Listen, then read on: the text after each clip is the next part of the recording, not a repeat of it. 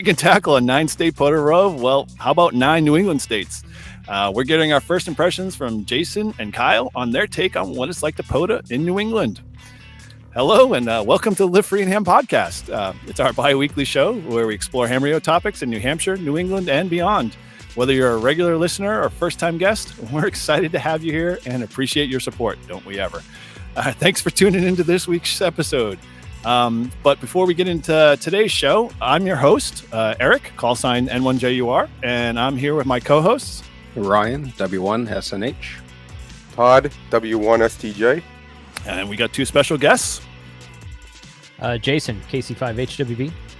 Kyle, AA0Z. All right, guys, great to have you on. All right, well, hey, before we start the show discussion, we always like to catch up and let our listeners know what's going on. This month's live stream's coming up, so we're going to go casual style and do a roundtable. Topic is currently up in the air, but definitely make sure you tune in and subscribe to the channel and hit that bell so you never miss the show. And as always, as we start off every show, what's been going on with ham radio this week? How about you, Ryan? Yeah, well, I'm happy to report I came home today from work and put aside all my house projects and focused on getting the new Flex hooked up. So as of about 45 minutes ago, I got it operational. Spent the afternoon crimping some coax, got some RJ45s crimped, and it's very nice radio. So I'm really enjoying it and got a lot to learn here. So I'll keep plugging away. I got one of the 8x2 antenna switches, so I still got to get that wired up. And it's just a big learning curve, but it'll be fun. So really looking forward to it. Yep, very much so. As we all can contest in some level, it's definitely away from the knobs and turning the VFO to clicking of the mouse. So yeah, for sure. I mean, I must have pulled out I don't know how many extra cables. I mean, those just went away. It was great. So. Simplified a heck of a lot of stuff for sure. Cool. All right. Well, hey, how about you, Todd? What's been going on? Nothing much. My biggest thing was I couldn't use my Flex remotely for whatever reason. Did a lot of trying to figure out what was wrong with it. I still don't know what the problem was, but whatever I did, it fixed the whole problem. I finally got it on my iPad, and then I couldn't get on my iPhone. I thought, well, maybe it's the new iPhone, the 15 Plus. So I said, yeah, maybe it's something in the hardware. They haven't fixed it. And then all of a sudden it just worked the next day. So I was pretty happy to be back using it remotely. So that's basically about it. You doing still sideband stuff or just doing the sideband stuff when I'm doing the third shift overnight. Very cool, very cool. All right, well, hey, before I kind of chime in here, hey, so Jason, obviously we'll give you the floor first. What's been kind of going on in your ham week this week? This week I'm kind of trying to play catch up really this week. I've been out of town for the last 3 weekends, and my wife and I were we actually went to do a POTA last week, and then we went to see a high school, college football game. Oh, very cool. Some football game somewhere. And before that, I was at an RV radio show, and I've just had a really full month for the month of October of being out of town. So this week I've been playing catch up around the house, putting stuff together, getting some more videos recorded here in the shack. I've actually redesigned my whole I'm 50-60% of the way through redesigning the whole shack. You can't see it because everything I did was over there, but and in front behind the camera, in case somebody can't see that right now or listen on audio. But I got a couple things upcoming. Hunting season starts in Texas in about 2-3 weekends. Cool. And it's totally we have about 175 acres out in the country that's totally off grid. There's no water, no running water, no electricity, no nothing.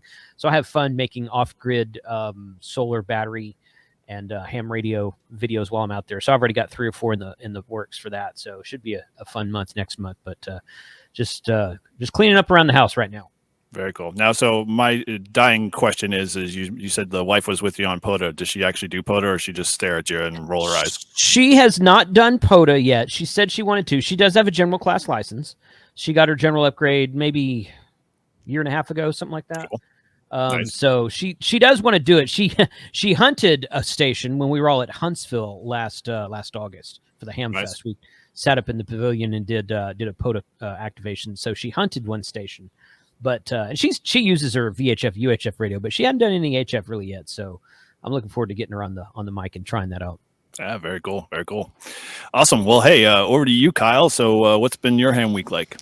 Yeah, it's been busy. First, Whiskey 1 Alpha Whiskey Stroke 0 was our volunteer on the air week for Missouri. So I got on a couple of times on 20 and 40 meters and made, I don't know, 350, 400 contacts. Nice. On Those that- all sideband or CW? Mostly were sideband. I did a few CW.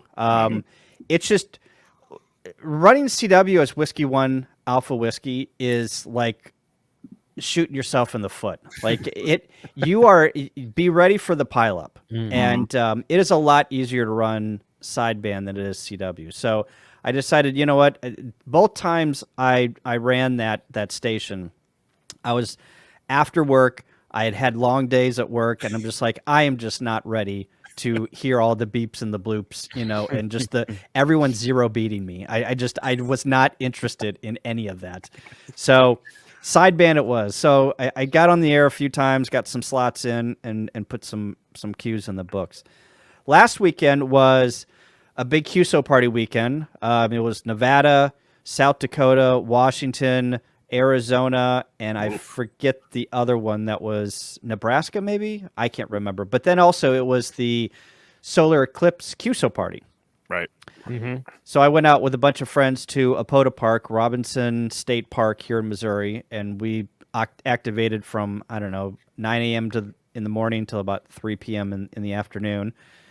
And then came home and, chilled out for the rest of the weekend. This weekend is this is going to air afterwards, but Illinois QSO party is Sunday. And if you know anything about geography, hopefully you know that Illinois borders Missouri. So I roll over there, and from noon until 8 p.m., Illinois QSO party goes on. But I am actually driving to Indiana, driving through Illinois and doing the QSO party, and driving to Indiana to put a down payment on an RV on Monday morning. Oh my, okay. So, and on my way back, I bought a Elecraft KPA 500 amplifier, and I'm picking that up from one of my Society of Midwest Contesters people that sold it to me. So I'm picking that up on the way back. So I've got a very jam-packed weekend and week putting that at the remote station and figuring out what I'm going to do with my RV. So that's So what you're I'm going gonna to fully automate that, and you keep it. Of course. Okay. That was expected. It's going to have, it's going to have APRS. I'm going to run Node-RED on it. It's going to be fully just all decked out. Oh, my To make sure Mike can hear it from Texas. Right. I mean, I'm talking about the RV and the amplifier. Yeah. So the RV itself, you pull in a travel trailer, you got a full, mobile home RV? No, pull behind. Okay. All right, cool. Nice. So, so Jason has basically lured you towards the dark side there, and Well, yeah. I mean, I've always wanted an RV, and it's gotten to the point where it's poop or get off the pot, right? And Jason and I always go to the Moore Expo, which is down in Springfield, and we've been talking about going to a bunch of overlanding shows. And there is a hiker trailers, the trailer that I'm gonna buy, and they really stood out as being family owned and good quality. And some of these overland trailers, the prices are through the roof. they're ridiculous. They are So ridiculous. I can literally get and save about $5,000 or $7,000 and get everything that the big boys have, but get it cheaper because they start out at the one that I want to get starts out at $14,000.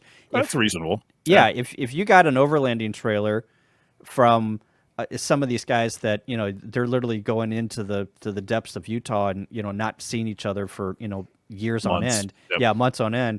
I mean, they start out at 35. Oh yeah, Wow. yeah. That's base. That's not like with the hard tops or any of the amenities too. Right, It's insane what they charge for them. Right. So, yeah, I'm gonna. This is my first forte into stepping up from tent camping and actually having sidewalls, and actually being protected from the bears in Colorado. So It'll be a game changer for sure. Yellowstone. Yeah, so we're all going to Yellowstone next July, and obviously I'm gonna take. Well, the you can RV also out. tow it if you go to Arcadia up that way too. So Yeah. that's a benefit. Yeah, Yeah. it'll work great in Arcadia for sure. Of course, yeah. Well, wow, yeah. So interesting. So no, maybe possible side channel like Jason doing overlanding. Yeah, I mean, I am. I'm going to put together, my first video is me driving to Indiana and actually going to the warehouse and picking it out and doing all the things that you need to do. very So that will be the first video.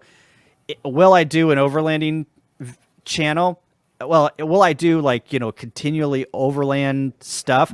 Probably not, because I've got a way too busy schedule to go out like every single weekend and do stuff. I'll put videos up whenever I can, but ham radio channel is my main focus there. Maybe got it. Yeah, cool, awesome. And I'll be going to Vermont on Friday. Oh yeah, that's right. You were activate a just park park. for that. That's Yeah, right. just yeah. So you've got all these traveling. I'm just jumping across the river on my way. I have one visit in the morning in New Hampshire, and I have another visit in New Hampshire. But the way to get to it, you got to go through Vermont. So there's a nice park sitting there. So I figured I got a couple hours to kill. So I haven't done an activation in a while. So I figured it's going to be good weather, and might as This is well go back to Photo Vermont. Anonymous. And going to Vermont's a good state because everyone wants Vermont. So even if the bands aren't too happening, you get a lot of you Yeah, pick you're in up a demand. lot of. I the mean, you last guys time made a kill at Fort Drummer, didn't you guys with that? Yeah, Dumber, that was dumber, Drummer. dumber. dumber. Dumber. We're dumber. Everyone here is now dumber for having listened to it. Well, so is the guy who got the fort named after himself. So All right, yeah. So That was- yeah, that was so, a good park. Yeah, that was a good part. so Kyle and Jason, the landscape and the terrain out in Texas and in the Midwest, it's it's not Montana big sky country, but it's wide open terrain and vast areas compared to New England, where you got a lot of small, tight rolling hills and a lot more vegetation and trees and everything. As you guys were sneaking through New England, how did you adapt to that? Were you swapping out different antennas, or did you have to change anything compared to putting back home? So it wasn't. It was different in the sense of I knew that when we got into the hills, a little bit west of where we were activating, especially in Vermont and a little bit of New Hampshire. I don't know what mountain ranges those are, but I definitely, whenever we got to Vermont, I switched over to 40 meters because I know from whenever James, KE8PZN, whenever I went out to West Virginia, we tried 20 meters in the hills of West Virginia, and it was a no go. Like we just couldn't raise anybody because we just weren't getting out, and the angle of takeoff wasn't, was very low, and we were just running in the mountains. So whenever I got to Vermont, I knew that even if I was, using 20 meters at all the other parks, which, I primarily did, I switched over to 40 meters and made sure that, I put that 40 meter antenna low to the ground so I'd get a little bit of invis. And sure enough, I worked probably, I was one of my better parks. I probably worked 40 or 50 QSOs, and they were all within the New England area. I think my farthest QSO that I made, I think, was Ohio. Cool. And he was on CW most of the time, as you guys probably know. right. But you know what? I didn't really notice much other than just like what band is up and down right now, which is what you look for every time you go out to POTA at all.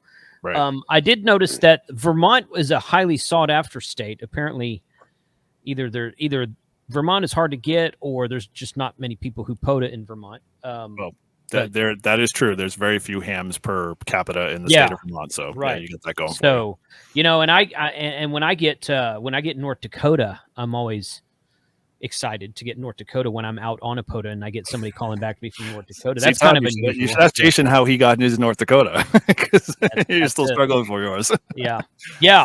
But Kyle's not wrong, but the only thing I really noticed working sideband mostly, I did a little bit of FT8, but I didn't do any CW obviously. But we got to the Fort Dummer State Park, and that was the one in Vermont, right, Kyle? Yeah. Yeah. Okay. So we got to that one earlier in the day than we got to any other park. It was about 9:15 in the morning when I had my antenna set up and radio turned on and it started calling CQ. Yeah, So we got there at like 8 or 8:30, something like that. And people had been asking us, get on 40 meters. We want to work you guys. People in the area had been saying, hey, get on 40 meters. So I worked a lot of New England that morning as well on 40 meters because the band hadn't died yet. I talked to Izzo and he said the band usually dies around 12 or 12:30 that around noon or something like that. The 40-meter band, I should say. Right. And that coincides with Texas. It usually dies around 11 a.m. in Texas. Then it'll open back up around 4 or something like that on a regular day. So I wanted to get some 40-meter in, and I probably made 60 or so contacts that morning, and then I switched to 20 and made a lot more contacts. But yeah, for me it was more just like, what time of day is it? And I'll tell you right now, I don't like to POTA on 20 meters because it's too easy. I mean, how so?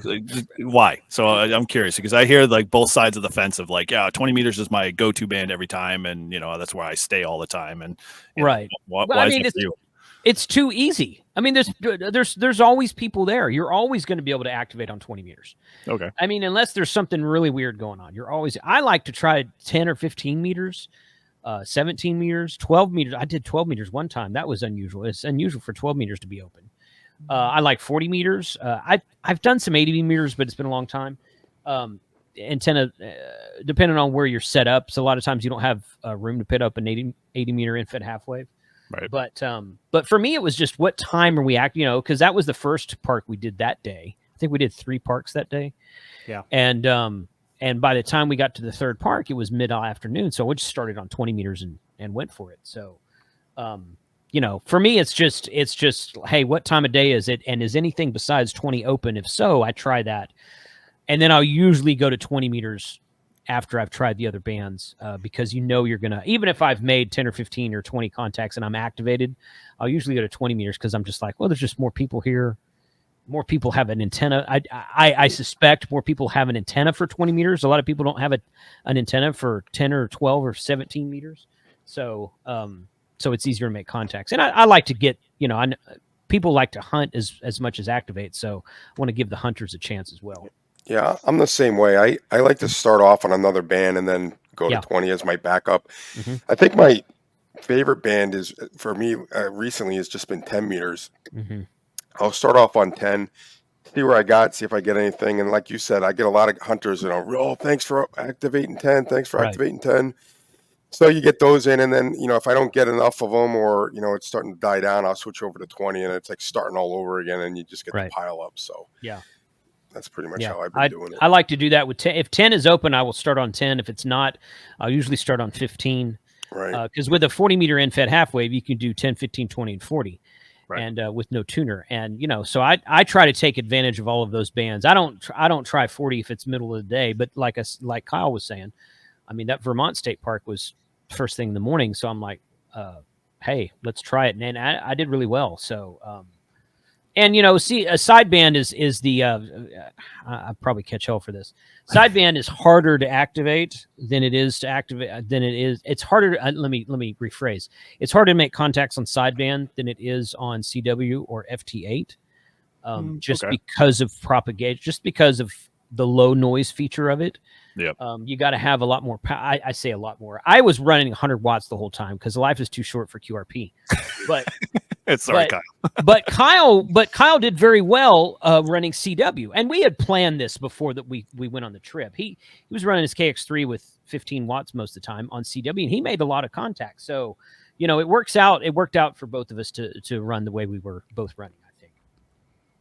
Yeah. So like in terms of like when you guys did obviously the activations in New England, you guys find that, it was you in your plan, you were like, hey, I'm just going to start on the, 15 and, 12 and start there. Or were you just like, okay, like you said, because of the time frame and, your schedule and stuff like that, you just kind of targeted the 2 big bands and just went that way? I went where Jason was not blowing me out at. Right. Did Jason ever turn down his QRO? There were a couple of parks where, everywhere I went, there was rah rah rah rah rah rah rah rah. So I had to strategically figure out where I needed to go to not hear Jason, and So- and kind of like go as far away as possible. But 30 meters was my haven. Okay. That was my You all were right. very engaged. Yeah, Jason's on 15. I'm going to go to 30. Yeah. If I was on 40 and Jason was on 20, I heard him a little bit, not much. But if I was on 40 and he was on 15, get out of Yeah, you were done. you're done. Yeah, yeah, those two. And whenever we activated the High Point State Park, which was in New Jersey, I sat at a picnic bench, probably 50 feet from Jason, and I could tell that he was on the higher bands because I activated on 30 and I didn't hear him, and he was on 10.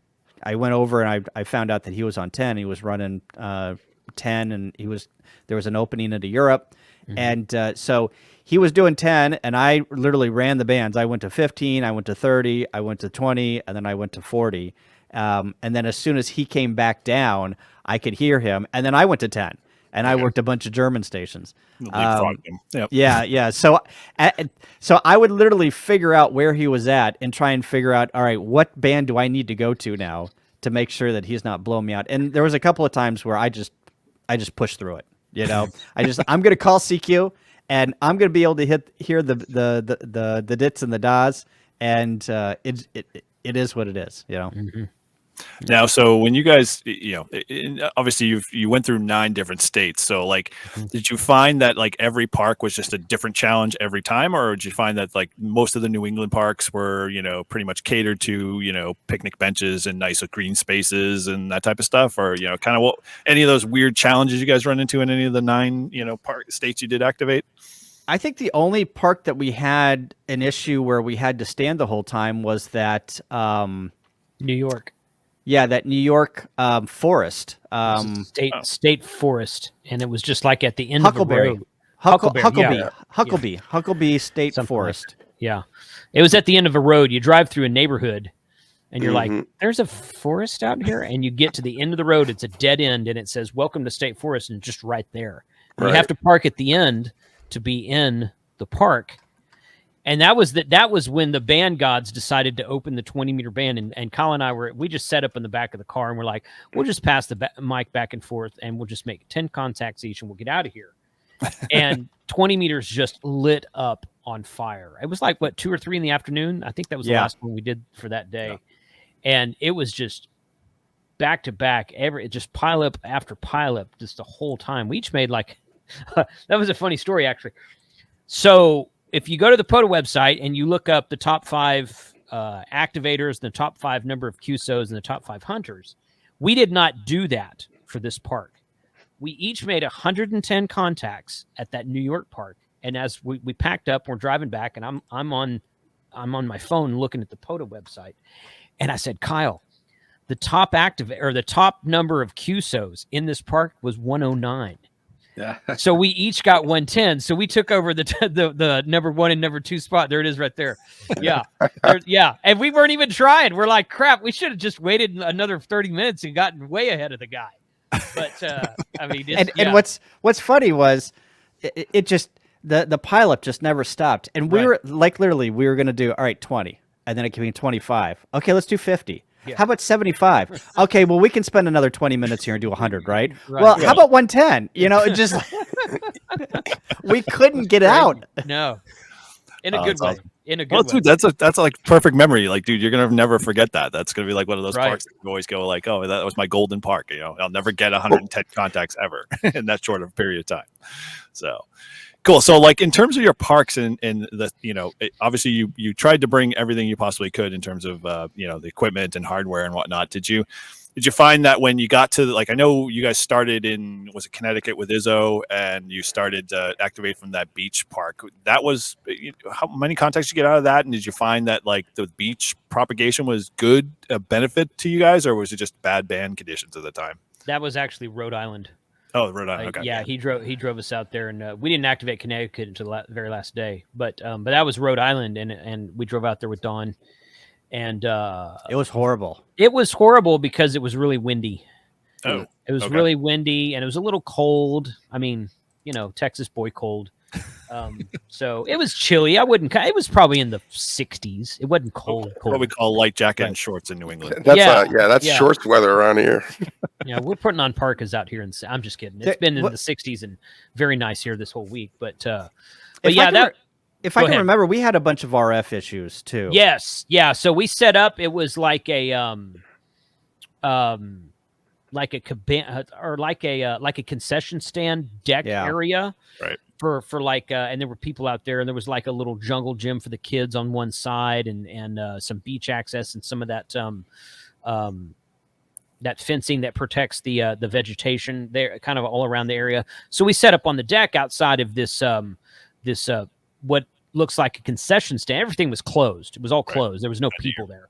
So we set up there, and they must have had like refrigerators or something running in there because there was a lot of RFI in that area. So that made it a little bit more difficult. We probably should have gone out into the beach, and we would have. It wouldn't have been so darn windy because we would have been able to get away from all that. But then we would have had a lot of wind noise in the microphone. So yeah, We just strapped a pole, a telescoping pole, and just ran the antenna out.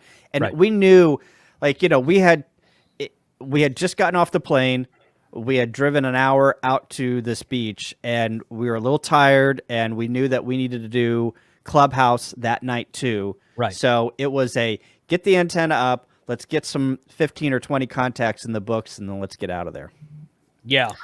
And a couple of them were like that. A couple of them we sat there and enjoyed the time there. And a couple of them we just got there and were like, okay, let's get this activated and head out to the next one because we were on a schedule. We did all of this in about 4 days. Yeah, that was a tight schedule for So sure. yeah, and I didn't feel like it was rushed. I mean, I didn't personally feel rushed. Inside of that 4 days, we also went to W1AW and spent an afternoon. We did Clubhouse that first night and that kind of thing. But yeah, I mean, you said something a minute ago about taking the time to activate or whatnot, and we took the time to activate on 2 or 3 parks, and they were the right ones to spend that one in was it what's that one that was on the beach? Was that Oh, you're talking about Maine? Fort McIntyre? No, Fort McCleary. McCleary. McCleary. yeah, Fort Fort Yeah, McCleary. that thing, that was my favorite. Yeah, mine too. Well, too. I'm glad you love that Yeah. one because Yeah. that tends to be the place I go to every time I'm in Maine. Yeah. The views are awesome. As you watch your video, if you haven't a chance to go check out the videos, go check out Jason's videos and Kyle's Yeah. videos on it because they did a great job. But making that park look amazing. It was fun. It was fun. So in terms of like kind of your techniques and stuff like that, do you have to adapt much to what you're used to, say back at home in terms of, either, being out in, the actual physical, property or, just in terms of radio gear? I mean, obviously you said you combated against each other in terms of fighting for band space or whatever. Would you find you had to change anything on the fly for yourself to get to, make the contacts? Other than, trying to figure out where we were going to operate and what, a little bit of coordination of, okay, what band are you going to start on? Okay, I'll go up or I'll go down. It was all pretty much the same. I mean, I have to give a shout out to Izzo because he literally opened up his POTA bag and said, take what you want. Yeah. And, I didn't bring a telescoping pole, and I borrowed one of Izzo's.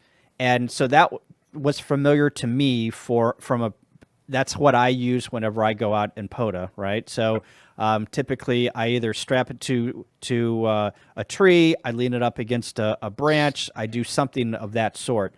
And because we had our own radios, it's not like, we went into this blind. So, I was relatively familiar on what I needed to do to get the park activated. There were a couple of times where I knew that I was going to call CQ and I was going to get 15 or 20 contacts, and then I was good. And whenever you're calling CQ at early in the morning, like the park in Vermont, I called CQ many times and nobody came back to me, and I said, okay, I'm done on this band. I've run this band, and do I go to another band? Or do I hike back up to where Jason's at and sit around and, shoot the crap with him and maybe make some sideband contacts? And all of those times I had extinguished all of the contacts that I was going to make, and I'm like, you know what, I'm done. I accomplished the task. The task was, not only did we put the APB out to say, hey, come and hunt us, and if you need Vermont, if you need New Hampshire, if you need, these states, we will be on, go look for us. But the goal was for me and to Jason to get the green square from that hunted state and put that stat in our POTA stats, Activated state. Yeah, But yes. Yeah, correct.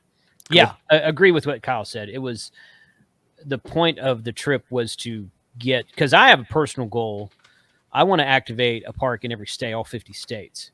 And I'm probably about a little bit more than halfway there. But all of out of those 9 states we were in, the only one I had activated previously was New York. So I got 8 new states at this trip, and I was just, I got the activation. It was fun. If we did it quick, fine. If we took our time and enjoyed it, that's also fine. So it worked out well for me either way. So with your quick tour through New England, if you were making the trip again, was there any particular spot that kind of want to revisit, or any areas that you kind of heard about that you didn't get a chance to visit that you'd want to go check out next time? Yeah. Vermont, New Hampshire, and Maine. I want to go back to those states. What is that mountain range in that comes from Vermont and then continues into New Hampshire, and then Mount Washington is part of that range? So in the Green Mountains, or in Vermont, we have the Green Mountains going north and south. New Hampshire has the White Mountains, and then in Western Mass, there's the Berkshires. Okay, so it's the Green and the White Mountains. I would love to go a little bit farther north. Well, one, spend some more time in Vermont, because we only did the southern tip of Vermont, right? So I would love to go up and do more of Vermont. But then also, I want to go to Mount Washington.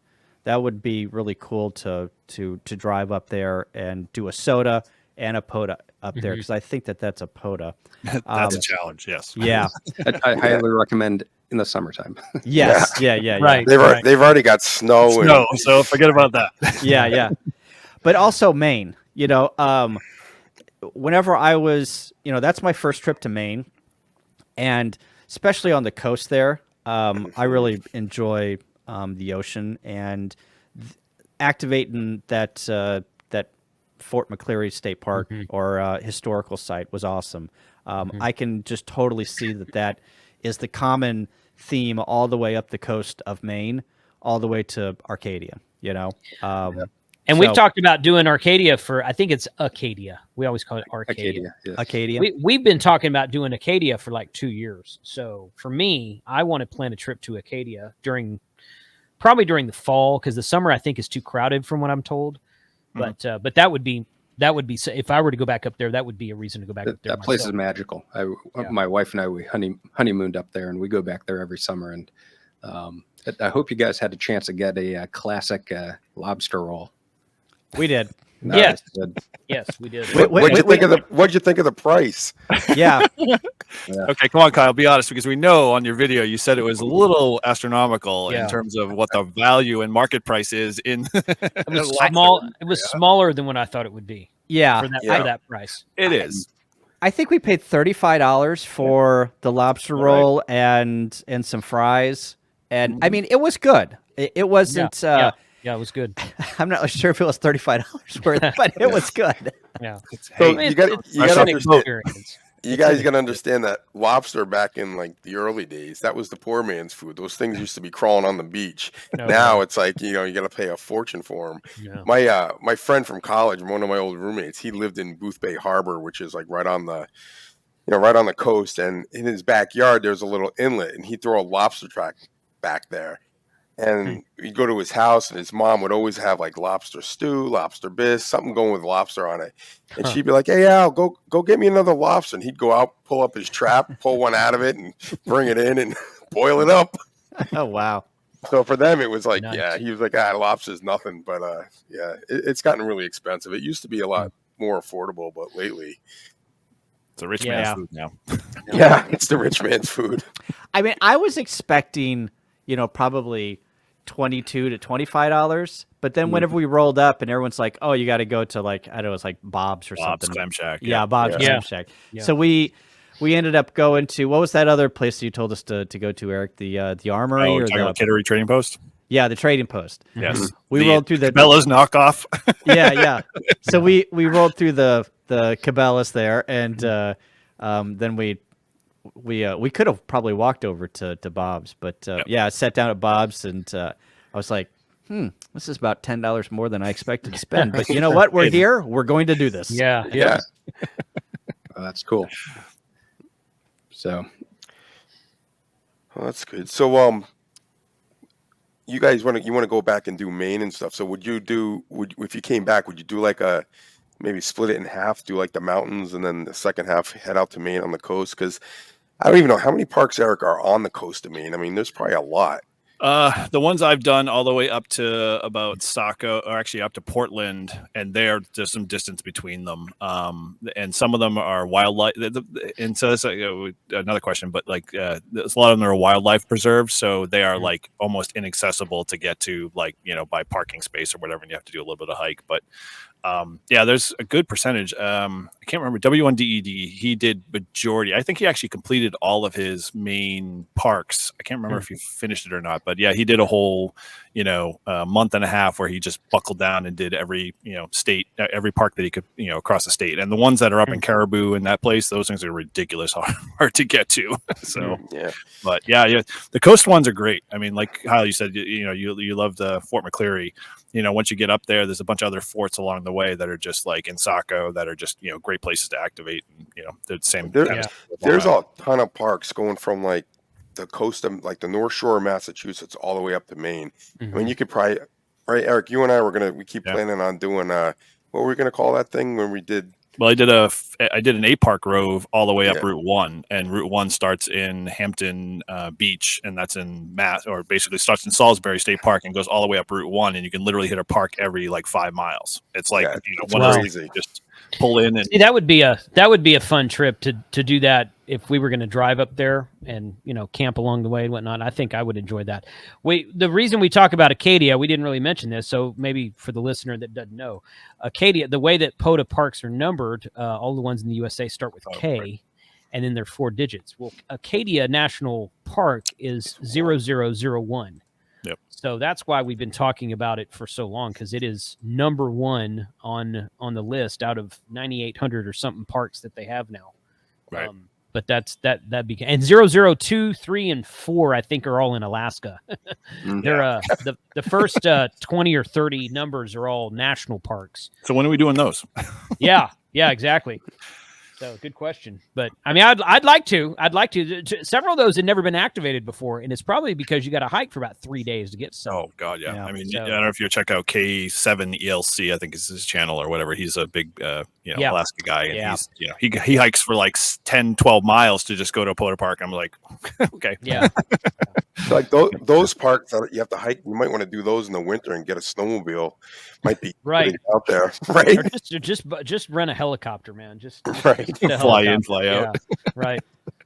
The other difference from New England than St. Louis in Missouri, and I'm sure that this is the deal in Texas, is just the amount of parks in the square mileage. Yeah, is just astounding. Like, I'm looking here at Massachusetts, and I mean, how long does it take to drive across Massachusetts? 3 hours? 2 hours? About 3.5 hours, yeah. Okay, 3.5 hours. I mean, there are probably 100 parks within a stone's throw of one another. I mean, you take a circle and take 3 hours.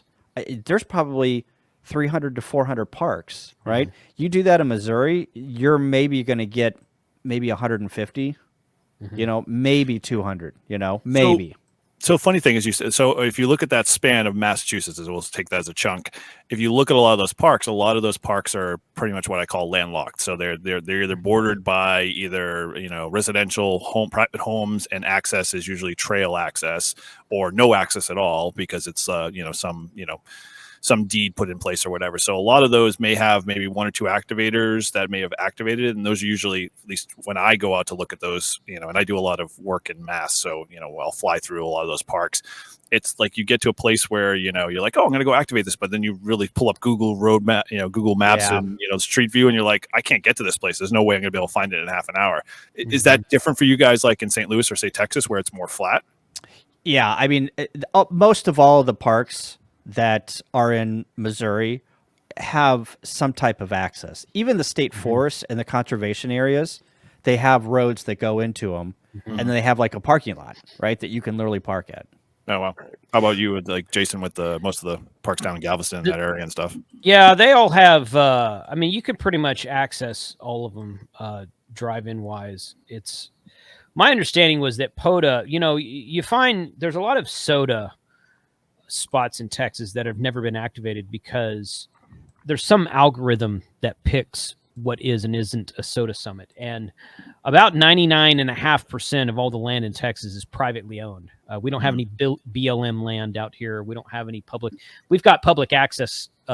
We call it Army Corps of Engineer land, and like the beaches are public access and whatnot. And you're talking about Texas being a flatlands, and that's true. What people don't realize is that Texas is so big. And I'm not just saying this. I'm actually being truthful here. Texas is so big. We have East Texas is very pine trees, wooded areas, not very mountainous. But if you get out to Big Bend area on West Texas, a lot of mountains, desert out there. Get up to the Panhandle, you get a lot of snow. You get down south, and it's like beach weather down there. So there's a lot of different climates inside the state of Texas. But it's easy to. I mean, being that there's just so much area, it takes a long time to get between parks. You might find an area that has 3 or 4 or 5 parks in like within an hour's drive, but you're not going to like one time I was visiting Bob from R-Finder up in Long Island, and we just hopped in the truck one day and he's like, let's go activate some parks. And I probably activated 7 parks in like an afternoon, and we just drove to each one. We'd drive down there and sit in the car and activate and then drive to the next one. And it was just, it was like we are spoiled down here. 15 to 20 minutes to 30 minutes between parks. And I'm like, oh my gosh, what is going on? So, I mean, Texas has 250 some odd POTA entities last I checked, which is more than most states have, but they're so spread out from one another. You can't really it's not really possible to do much in like a short day or you couldn't do like what Kyle and I did in New England. You couldn't do that here. Not with that many of them. Shane and I did a 5-park POTA Rove. 4 or 5. I think it was 5-park POTA Rove one day. We got up we hit the road one morning before sunup, and we drove all day, and we got to the park, we activated, we tore down, and we went to the next one. And we were gone all day. We got home after dark that night. We were gone for a good 12, 13 hours that day. And we got 5 parks. So you do that in Long Island, you could probably get 25 parks. So Right. I mean, that kind of thing. I'm not complaining. It's just a different environment. And some of the parks we activated that day were really nice parks as well. So it just depends on what you're trying to do. Well, and that's a good point to make, because obviously when you came up this way, you were coming into, totally different territory than you're used to, and, trying to navigate, and obviously you pointed out where you were in a couple of parks in Vermont, and you had to go down side roads of people's neighborhoods, and you're like, am I really going somewhere? Or am I going to someone's backyard and, going to be hearing a banjo in 5 minutes or something? Yeah. So. Yeah, and I think with you guys, we're used to that. Like, I'll do a park and I'll be like, oh, I get another half hour. Let's see there's a park I haven't activated. It's right down the road, like 2 miles. Yeah. And it's like one of these, you're driving on the road and then there's like the access to the forest, and there might be a hiking trail or something, and you just pull up. And that's basically, we're kind of spoiled with that. I know that when I travel down south, they're not as close together as they are up here. There's not as many. So you have to actually drive a little bit farther. So it's not like, oh, well, I got a half an hour. Let me go activate a new park. Just in where we live, I would say, how many parks are like just within like a 10 square mile? There's got to be like 5 to 10 parks easily. 12 within 25 minutes from me. So Yeah. Wow. Although there are a few where, with the landlocked, being back in the woods and swamp nearby, unless I got some heavy DEET and insect repellent, I wouldn't dare go back in there. Mosquitoes would carry you away for sure. Winter. Yes. winter. Go in the winter. Yeah. Well, even with the winters, a lot of those swampland, marshland areas, they're Mhm. still like super like damp, and not a lot of them are like trail hikes. So like you're just kind of going in, heavy trucking it, and you're like, Mhm. okay, I'm hoping I'm going to come out of this, with twin contacts, because if this ain't going Yeah, to be worth. you got to remember, we get a lot of snow here. So, like, you say walk in winter, it could be like you could be hiking through like 3 feet of snow. Yeah. You Yeah. need your snowshoes. Yeah. Yeah. True. So, we didn't really touch much on the airline side of stuff, but I know obviously you guys had, a pretty good system when you set up, to bring all that stuff on the airplane with you. So the biggest question I guess I have, and, we did an episode on it in terms of the TSA and whatnot. You guys get tagged hard at all at the TSA, getting stuff through, or you get lucky? The only thing that I got tagged on was I learned this, and so word to the wise here. If you're going to bring radios and bring a lot of electronic equipment, don't stack it. Mhm. Lay it out flat so they can all scan it and there's Mhm. not things on top of one another, because both my KX3s got flagged going out and coming back, and they just wanted to scan it again. And I had TSA pre-check. So, I can't, the line was short, no big deal. They got my bag, they put it to the side, and they'd be like, we got something in here. And I'm like, oh, it's a ham radio. And they're like, they didn't care. They could care less. They just wanted to take that KX3 and scan it again to make sure that it didn't. You weren't carrying a bomb. or Yeah, something. right. But other than that, no, I didn't have any issues at all. I knew that whenever I packed my backpack and a carry-on. And if it didn't fit in the backpack and it didn't fit on the carry-on, it was not coming with me. Good philosophy. I had 2 backpacks, and I had 2 backpacks, and I always stuff, and the opposite of what Kyle just said. I always stuff my bags completely full when I fly. And if I get, and I have pre-check also, and about half the time, maybe 60% of the time, they stop me, and I'm just like, you know what? Fine, just scan it. I don't care. But everything I had, I get the question on the channel a lot. Do you fly with ham radios? Literally every time I fly, I take a radio of some sort, usually an HT, sometimes a small QRP rig or something. But I always take radios with me when I'm traveling. And honestly, most of the time, that's not what, if they pull your bag aside and they said, we have to search this, okay, that's not what they're looking for. They're usually looking for a big battery. If you have that, like a 12 amp hour or smaller battery, which is legal, allowable. I won't say legal, allowable on the airlines. And, or maybe like I had a tripod flagged one time. It was a tripod that broke down into 3 pieces, and the bottom piece was a little heavy duty because it was the bottom piece that was made to stand on the legs, and it was extra sturdy, and it was weapon. Yes, it was heavy, and they're like, well, "What is this?" And I'm like, "You see that tripod mount on the bottom of it? That's a tripod. It goes together with this and this." And they were cool with it, but I'm like, seriously, it's a freaking tripod. So people, and again, people ask me a lot of the time, do you fly with radio? I fly with radios all the time, and the radio is usually not the thing they're curious about. So yeah, I've been going down south, and I've had all different kinds. TSA is not consistent because they will pick and choose. And one time it was my antenna. Then the other time, what I get stopped a lot on is I forget that if I have the weight, one of those throw weights in there. That thing always, they're like, oh, what is this? I'm like, it's a bean bag. Yeah, right. Yeah. But yeah, I mean, but there's no consistency. And like sometimes I get through and they don't even check anything. And then one guy, I always tell him, I say, hey, I've got some ham radio equipment in there, and he was a ham. And I honestly think he stopped me just to check out my gear. Just to look. He starts going through, oh, where'd you get this? Oh, this is great. And oh, we gotta go check this out. And I'm like, yeah, I gotta catch a flight, man. Yeah. I usually carry my laptop with me and sometimes a tablet. And they don't really do this much anymore, but used to be when these tablets came out that were when the whole iPad and tablet thing craze started several years back, they would say, take your laptop out. This was before pre-check. Take your laptop out and put it on the belt. Okay. And I was like, do I have to take the tablet out? No, you don't. And then the guy at the other end was like, why didn't you take your tablet out? And I'm like, dude, seriously.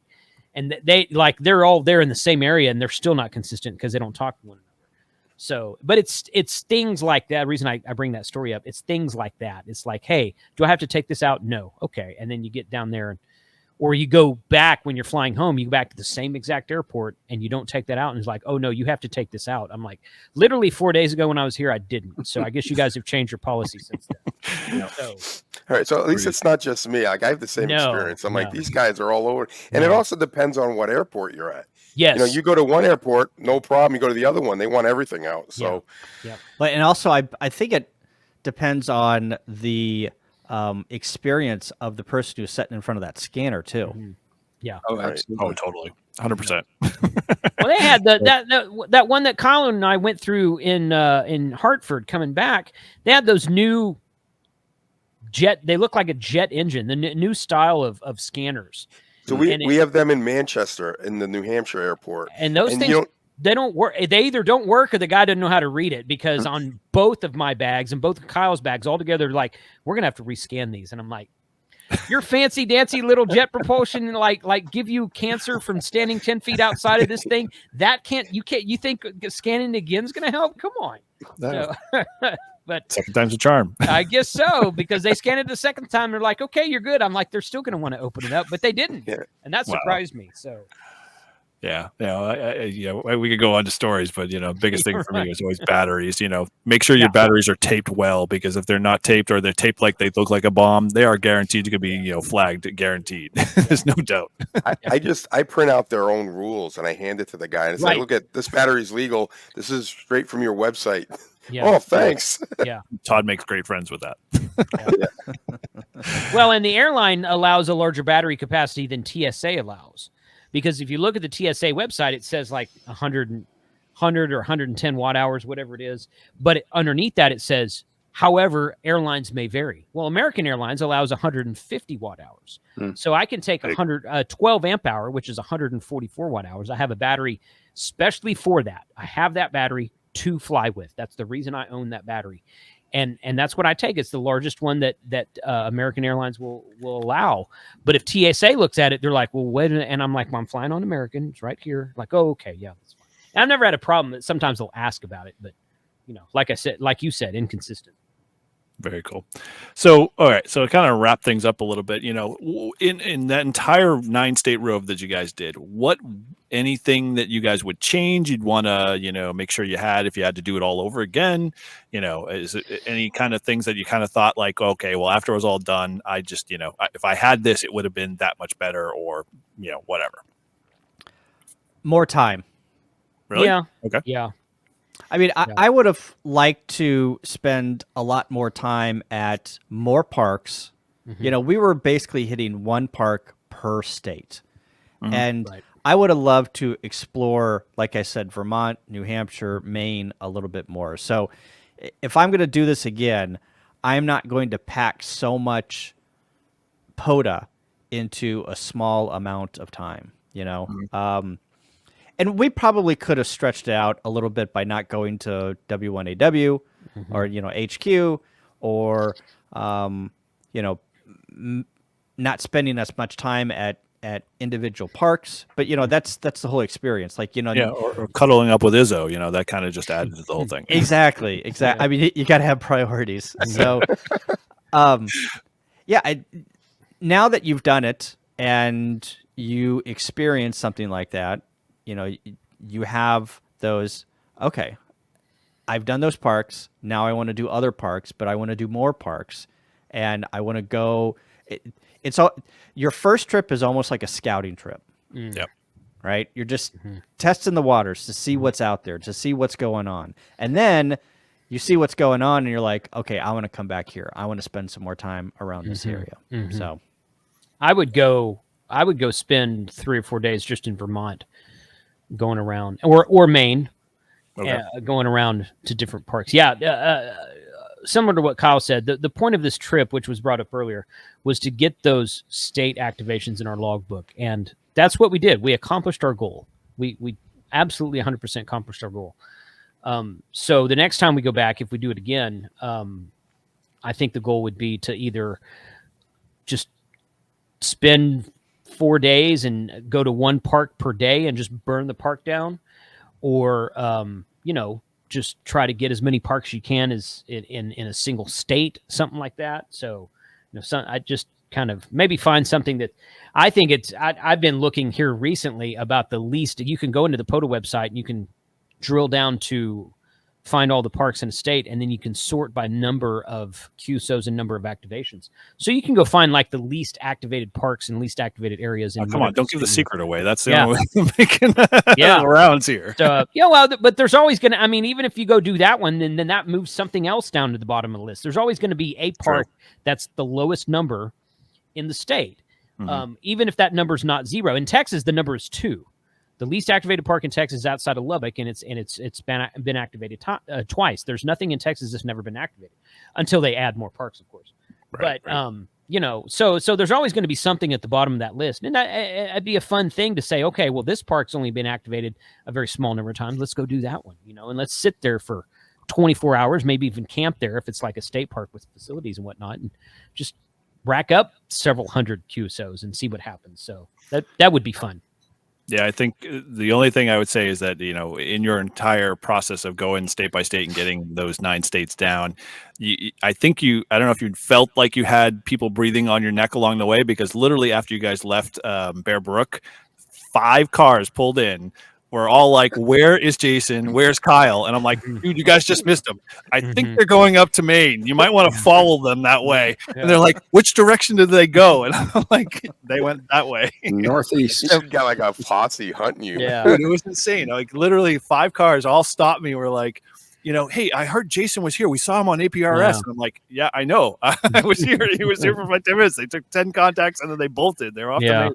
Yeah. So yeah, I think and that was my fault, because I was doing the giveaway of the FT5D, saying come find me on APRS. I don't think I love doing that. Don't get me wrong, but I don't think we'll do that. If Colin and I do this again, we will not do that. What we'll probably do is say, hey, we're going to go to these parks, and like the last park of the day, we'll say, hey, is going to be. Kyle had the whole thing planned out, had a whole spreadsheet, the whole 9 yards. He was very meticulous about it, and it worked out. If ham radio stuff doesn't work out, Kyle, travel itinerary, right. might be good, good career. But we talked about doing that and saying, okay, on Thursday we're going to do 1 or 2 parks, and the last one's going to be this park. Everyone meet us here, and roughly about this time. So we would probably do that next. That's one regret that I have personally. I was like, I should have probably waited, not done the FT5. Although there was a guy from New Hampshire that came to that Fort McCleary in Maine and won the radio. So I was really happy for him to do that. Oh, do you? Okay. Yeah. I was like, oh man. I mean, not that I was looking for the radio. I ever got plenty of HTs so I could throw stones at, but yeah, it was good to see that somebody grabbed it. So right.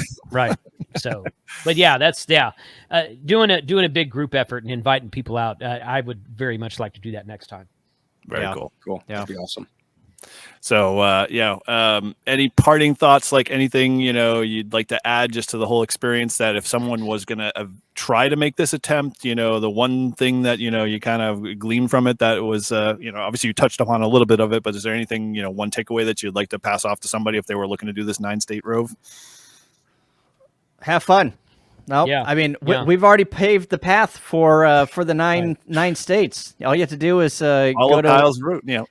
Follow the route. And honestly, the first and last day we only did 1 park. Yeah, we did 1 park the first day in Rhode Island and 1 park the last day in Connecticut, and the other 2-3 days in the middle were three parks each, I think it was. And it's 1 day was 2, but yes. Yeah, I mean, have fun. Yeah, find out in New England. Go do a 9-state POTA rove on the West Coast, and then I'll be impressed. Yeah. It's easy, but give yourself enough time and just go do it, because it's really, really fun. I'd love to do it again. Very cool. Yeah, you guys could also do, even coming to like New England and then working your way south, because you got New Jersey, you got Delaware, Pennsylvania, Maryland, Virginia, from the tip of new camper trailer. That'd be nice. But from New York, from like New York City, down to Baltimore is maybe a 4.5-hour drive. Mm-hmm. So, what I would love to do is maybe to we've talked about this on Ham Radio Adventure Guys channel, where Delaware, Washington D.C., and Rhode Island are, and Maryland are pretty compact states, right? Yeah. And entities and locations. It would be cool to have some type of plan where you could activate all of those entities in those locations and do it in a couple of days, or maybe 3 days. Delaware, you could easily do on a weekend. Maryland, you could probably do on a weekend. DC might be tough to do on a weekend because of the crowds, but then roll up to Rhode Island and do that in 4 or 5 days, Mm-hmm. But yeah, you're right. It's or you could do DC. You could have a POTA invasion and just have like every park activated at the same time, because they're all like on top of each other. Really on top of each other in DC. It's crazy. Yeah, it's DC is you have to figure out where to go in DC not to have 10 people get wrapped up in your antenna. That's the issue with DC. Yeah. Right. Because there's just people everywhere. Mm-hmm. And also the security in DC is heightened, right? Oh, you start putting up a telescoping pole next to the Washington Monument, and somebody's going to come over and be like, "Hey, dude, what are you doing? What are you doing?" Yeah, guy's best friend. Yep. Yeah. Yep. All right, so this is only a personal question. You guys, I know you guys didn't obviously have enough time to stop and smell the flowers, but I know, Jason, you weren't a big IPA guy. And New England is not always, traditionally known for their IPAs or whatever, but you are a stout guy. So my challenge to you is, when you come back up this way, I need to introduce you to a bunch of stouts that are in a great, a couple of great breweries around the area. We can go hang out, and I get your personal opinion, and, being a stout guy, whether or not you like them and, whatnot. I would love to, because we really couldn't find much in the way of stouts. I guess it just wasn't cold enough in New England yet. So yeah, we didn't really find much at all in the way of stouts in the places we did go. So yes, challenge accepted. I would love to do that. Very cool. All right, cool. All right. Well, hey, let's wrap this up here a little bit. So, in closing, thank you again for both being on here. We're glad you guys shared your experience with the POTA Rove, and hopefully we inspired a bunch of people to, kind of take on that same challenge. But if you haven't a chance to see any of their videos, definitely head over to their YouTube channels and check them out, because they did a great job, documenting the whole process. And, playing off Fort Dummer will never live that down whatsoever in New England. It's just the way it's going to be. So, in closing, how can our listeners, find you, Jason? What's the best way? Ham Radio 2.0 on YouTube. Ham Radio 2, the number 2, DOT spelled out, 0 on Instagram, Twitter, and just Ham Radio 2 on Facebook. But YouTube's my main jam. So cool. Yeah, come find me over there. Thanks for the opportunity, guys. Yeah, no, glad to have you on. How about you, Kyle? How can I find you? Yeah, just type in AA0Z in YouTube, and you'll go straight to my channel. And then the only thing that I have Ham Radio related that is not YouTube is Twitter. KYLE AA0Z on Twitter. And thanks, guys. Appreciate it. Cool. Yeah, glad you could make it. Well, hey, as always, thank you for joining Live Free and Ham podcast. Remember, as we always say, if you haven't subscribed, you can always connect with the show by always leaving us a review on the iTunes, or our website. You can connect with us on social media for the latest information, shows, and content. And you can always support our show through Patreon or buy us a beer link, which we always appreciate.